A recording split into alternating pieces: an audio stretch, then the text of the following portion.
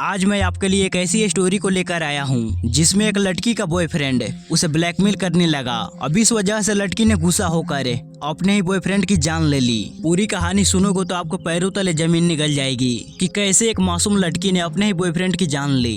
इन्हीं सारी वाकया के बारे में इस वीडियो में आगे डिटेल में बताऊंगा। जी हाँ, मैं बात कर रहा हूँ मधु पटेल केस के बारे में। 24 मई 2021 को दोपहर के समय जबलपुर जिले के थाना खेतौली के पुलिस ऑफिसर के पास एक शख्स ने कॉल किया। बोला कि मेरा नाम नारायण पटेल है, मैं सिहोरा थाना के कुर्जी गांव का रहने वाला हूं। मेरे पिता प्रेम नारायण पटेल के फोन पे किसी अनजान शख्स ने कॉल किया और ये जानकारी दी कि पान उमरिया रोड के किनारे मेरे छोटे भाई का मोटरसाइकिल पड़ी है। उसके थोड़ी ही दूर पे किसी शख्स की लाश पड़ी है, उसे बहुत ही ज्यादा बदबू आ रही है। मुझे बहुत डर लग रहा है मैडम, क्योंकि मेरा भाई सोनू 16 मई से ही घर से गायब है। पुलिस ऑफिसर ने कहा कि तुम डरो मत, हरगढ़ जंगल पहुंचो और मैं भी 1 घंटे में अपने टीम के साथ वहां पे आ रहा हूं। इसके बाद पुलिस ऑफिसर अपने जांच टीम के साथ 3:30 बजे हरगढ़ जंगल पहुंचे। जब पुलिस वाले यहाँ आए तो देखे कि एक लाश सड़ी गड़ी अवस्था में यहाँ पड़ी है और वहीं पास ही में एक बाइक खड़ी है। अब इस समय कोरोना का माहौल था तो सभी पुलिस वाले कोरोना किट में थे। यहाँ पे बदबू काफी ज्यादा आ रही थी। घटना स्थल पे 1 मीटर की 2 रस्सियां, नीले रंग का लोअर टी शर्ट, बनियान, चमड़े का चप्पल और 2 मास्क पुलिस ने घटना स्थल से बरामद किए। अभी जांच पड़ताल चल ही रही थी, तभी नारायण भी भागता हुआ यहाँ पर पहुंचा। उसने यहाँ आते ही अपनी मोटरसाइकिल पहचान ली, मगर शव बुरी तरह से सड़ गल गया था, इसलिए शव का चेहरा पहचान में नहीं आ रहा था। और उस शव के पास ही में एक बड़ा सा पत्थर पड़ा हुआ था। उस पत्थर पे मक्खियां भिन-भिन आ रही थी। पुलिस वाले पत्थर से मिट्टी का सैंपल ले लिए। पुलिस वाले ने ये देखकर अनुमान लगाया कि शायद इसी पत्थर से इस लाश को कुचला गया होगा। नारायण ने चप्पल और कपड़े को देखकर कुचले गए चेहरे के बावजूद भी उसने इस लाश की पहचान कर ली, जो उसके अपने छोटे भाई सोनू की थी। सोनू के कुछ ही दिन पहले शादी हुई थी। उसे शादी में जो कपड़े मिले थे उसने वही कपड़े को पहना था। कपड़े पे लगे हल्दी के दाग भी वैसे ही थे।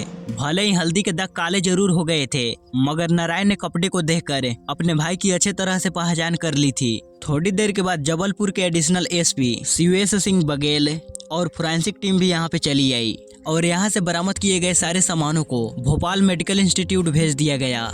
इसके बाद शव को पैक कर पोस्टमार्टम के लिए भेज दिया गया। एक पुलिस ऑफिसर नारायण को लेकर यहाँ से थाने पहुंचा और पुलिस वालों ने भी इसके घर वालों को थाने पर ही बुलवा लिया। पुलिस ने शुरुआती जांच की पूरी रिपोर्ट तैयार कर हालांकि सोनू की गायब होने की रिपोर्ट 17 मई 2021 को ही सिहोरा थाना में तुलसीदास के बड़े बेटे नारायण पटेल ने लिखाई थी और उस रिपोर्ट के मुताबिक सोनू 16 मई 2021 को सुबह अपनी नवविवाहित पत्नी की फोन को लेकर बोला कि मैं इसे ठीक कराने के लिए जा रहा हूँ। ये कहकर वो फोन को लेकर सिहोरा गया, लेकिन जब देर रात हो गई सोनू वापस घर नहीं आया तो घर वाले उसके दोस्त रिश्तेदारों के पास कॉल कर सोनू के बारे में पूछने लगे कि क्या सोनू आपके पास गया है। मगर जब उसका कोई आता पता नहीं चला तो सिहोरा थाना जाकर उसकी गायब होने की रिपोर्ट लिखा दी गई। सोनू की 4 दिन पहले ही यानी कि 12 मई को कटनी जिले में बोहरी बंद के बासन गांव में गायत्री नाम की लड़की से सोनू की शादी हुई थी। जब इस बारे में गायत्री से पूछताछ की गई तो गायत्री ने पुलिस वालों को बताया कि शाम होने पर सोनू वापस घर नहीं आए तो मैंने अपने पति सोनू के पास कॉल किया, लेकिन उनका फोन आउट ऑफ कवरेज बता रहा था।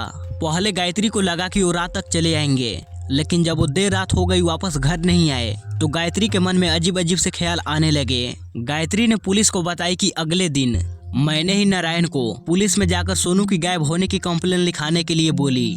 यानी कि अब जांच और पूछताछ से ये साबित हो रहा था कि बरामद किया गया शव सोनू का ही था और ये भी कि सोनू का मर्डर किया गया है। अब आखिर सोनू का हत्या किसने किया और पुलिस को जल्द से जल्द उस हत्यारे तक भी पहुंचना है। लेकिन जब 10 दिन बाद सोनू की मेडिकल रिपोर्ट आई तो इस रिपोर्ट को देखकर पुलिस वाले पूरी तरह शॉक्ड थे, क्योंकि रिपोर्ट के मुताबिक सोनू के गले में एक पतली रस्सी थी जो कि अंदर की तरफ धंसी हुई थी। इसी आधार पे पहले सोनू की मर्डर को आत्महत्या कहा गया, लेकिन उसके दोनों हाथ और पैर पर भी रस्सियों की बांधने के निशान मिले और ये निशान सोनू की मर्डर की तरफ इशारा कर रहे थे। अब पुलिस ये सोच रही थी कि एक हटे-घटे नौजवान को कोई अकेला शख्स उसके हाथ पैर बांध कर उसका मर्डर नहीं कर सकता, यानी कि इस मर्डर में एक शख्स के अलावा कोई और भी आदमी शामिल है। अब सिहोरा थाना का एसपी इस केस को गंभीरता से लिया। उन्होंने सबसे पहले सोनू की मोबाइल फोन का कॉल डिटेल्स को निकलवाए तो मालूम पड़ा कि सोनू के पास 16 मई को मधु पटेल नाम की लड़की की फोन से कई बार कॉल आई है। और सोनू से घर से निकलने के बाद इन दोनों के बीच की बातें 10:30 बजे से स्टार्ट हुई और 12 बजे तक चली, जिसके बाद सोनू की बात किसी और आदमी से नहीं हुई और पोस्टमार्टम रिपोर्ट के मुताबिक सोनू की मौत दिन के 2:30 बजे के करीब हुई थी। अब पुलिस वालों ने सोनू के बड़े भाई नारायण से और सोनू की पत्नी गायत्री से अलग अलग पूछताछ की तो नारायण ने पुलिस वालों को बताया कि मधु मेरी बहन की ननद है और वो सिहोरा तहसील के मडई गांव में अपने माँ बाप भाई बहन के साथ रहती है। अब इसके बाद जब गायत्री से मधु के बारे में पूछताछ की गई तो गायत्री ने कुछ ऐसी जानकारियां दी जिससे पुलिस को इस केस को सॉल्व करने की एक कड़ी मिल गई। गायत्री ने बताया कि सोनू और मधु के बीच रिलेशनशिप थे। हालांकि सोनू ने गायत्री को बताया था कि मेरे और मधु के बीच संबंध अब नहीं है और अब तो मधु की भी शादी तय हो गई है। लेकिन पुलिस बार बार गायत्री से सोनू के ही बारे में पूछे जा रही थी। पुलिस वालों को ये लग रहा था कि गायत्री हमसे जरूर कुछ छिपा रही है, लेकिन पुलिस वालों के सामने गायत्री ज्यादा देर तक नहीं छुपा पाई। थक हार कर गायत्री ने बोल ही दिया कि आखिरकार इसमें मेरी क्या गलती है। गायत्री ने पुलिस को बताया कि मैं बहुत ही ज्यादा दुखी हूँ। एक तरफ मेरी उजड़ी हुई जिंदगी है और दूसरी तरफ घर वाले मेरे ऊपर क्या क्या इल्जाम लगा रहे हैं और मुझे ही दोषी ठहरा रहे हैं। गायत्री ने सोनू को मोबाइल ठीक कराने के लिए क्या कह दिया था, जिस वजह से सबकी उंगली गायत्री की तरफ उठ रही थी, जबकि सच्चाई तो ये था कि सोनू ने ही खुद जिद की थी मोबाइल ठीक कराने की। मगर कुछ लोग तो गायत्री को ही उसके पति की हत्या में शामिल बता रहे थे। गायत्री ने पुलिस को बताया कि यहाँ पर मेरे दुख और भावनाओं को समझने वाला कोई नहीं है। गायत्री के मन में अलग अलग सी आशंका आ रहे थे और आशंका की वजह सोनू ही था, क्योंकि सोनू ने गायत्री को एक राज के बारे में बताया था। इसी वजह से शादी के दूसरे ही दिन सोनू और गायत्री के बीच कहासुनी भी हो गई, क्योंकि उसने सोनू से मधु के बारे में पूछ लिया था, जिस पर सोनू गुस्सा होकर बोला तुम्हें घर में आए 1 दिन भी नहीं हुआ और तुम अभी से जासूसी करने लगी। लेकिन गायत्री ने सोनू को बताया कि थोड़ी देर पहले मधु ही आई थी और उसने ही मुझे सारी वाकया बताई। सोनू बोला कि तुमने उसे अपने पास क्यों आने दिया और उसने तुम्हें क्या बताया। गायत्री ने कहा कि वो आपकी बहन की ननद है, वो हमारी रिश्तेदार है और हम उसे अपने पास क्यों ना आने दे। अगर मैं उसे अपने पास बैठने ना देती तो परिवार वाले क्या सोचते मेरे बारे में। गायत्री ने सोनू को बताया कि मधु मेरे साथ बहुत ही गुस्से से पेश आई। उसने गुस्से में बताया कि वो तुमसे प्यार करती है और ये सारी बातें सुनकर सोनू पूरी तरह शॉक्ड रह गया, क्योंकि मधु ने गायत्री को बोला कि सोनू एक धोखेबाज है, बेवफा है। मधु का कहना था कि सोनू ने मेरे साथ शादी का वादा कर मेरे साथ संबंध बनाता रहा और फिर उसने गायत्री से शादी कर ली। अब सोनू गायत्री पे गुस्सा होने की जगह उसके सामने हाथ जोड़कर माफी मांग ली। उसने मधु से अपने सारे संबंध तोड़ने का भी वादा किया। अब बातों ही बातों में सोनू ने गायत्री को बताया कि मधु मुझे ब्लैकमेल कर रही है, क्योंकि कुछ मेरे चीजें मधु के पास है, जिस वजह से वो मुझे ब्लैकमेल कर रही है। अब गायत्री के काफी बार पूछने के बावजूद भी सोनू ने ब्लैकमेलिंग के बारे में ज्यादा नहीं बताया। गायत्री ने पुलिस को बताया कि सोनू ने मुझे बोला था कि ये सारी बातें तुम किसी को मत बताना। मगर अब ये सारी बातें गायत्री ने पूछताछ के दौरान पुलिस को भी बता दी। अब पुलिस के हाथ एक कड़ी लग गई थी। सोनू और मधु के बीच के प्रेम संबंध, गायत्री के हाथ में लगे मेहंदी का रंग भी फीका नहीं हुआ था, लेकिन उसके मांग का सिंदूर उजड़ गया था। अपने पति सोनू को खो चुकी गायत्री सोनू के घर वालों के ताने से काफी ज्यादा परेशान थी। उसके घर वाले कई सारे लालछन लगा रहे थे उसके ऊपर। अब शक के आधार पर पुलिस वालों ने मधु पटेल को थाने बुलाए पूछताछ के लिए। अब महिला पुलिस मधु से पूछताछ करनी शुरू की कि तुम सोनू को कब से जानती हो। तो मधु ने बताया कि जब से मेरे भाई की शादी उसकी बहन से हुई है तब से मैं सोनू को जानती हूँ। पुलिस ने पूछा कि क्या तुम सोनू से प्यार करती हो, जिस पर मधु बोली जी नहीं। पुलिस ने अगला सवाल किया मगर तुम तो सोनू से शादी करना चाहती थी। मधु बोली कि आपको किसने बताया कि मैं सोनू से शादी करना चाहती थी।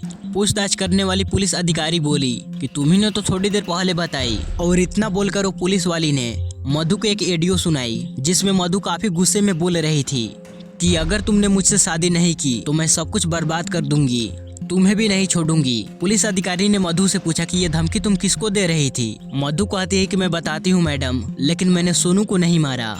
इस पर पुलिस अधिकारी बोली कि मैंने सोनू को मारने के बारे में बात ही नहीं की। इसके बाद पुलिस अधिकारी बोली कि चलो जाने दो, तुम सोनू के ही बारे में बता दो कि आखिर उसे किसने मारा। मधु बोली कि मुझे इस बारे में जानकारी नहीं है। तब पुलिस वालों ने बताया कि जिस दिन सोनू की हत्या हुई थी उससे ठीक 2 घंटे पहले उसने तुमसे ही बात की थी और सोनू की हत्या भी तुमने ही की है। इसका पुख्ता सबूत है मेरे पास। इतना कहते हुए पुलिस वालों ने उसकी टूटी हुई कलाई घड़ी का फीता दिखाया, जिसे देखकर मधु बुरी तरह से घबरा गई और पसीने से भीग गई। इसके बाद महिला पुलिस ने कहा कि देखो मधु, तुम्हारी शादी होने वाली है, कि अगर तुम सच सच बताओगी तो तुम्हें कुछ नहीं होगा, इसके बारे में किसी को कुछ भी पता नहीं चलेगा।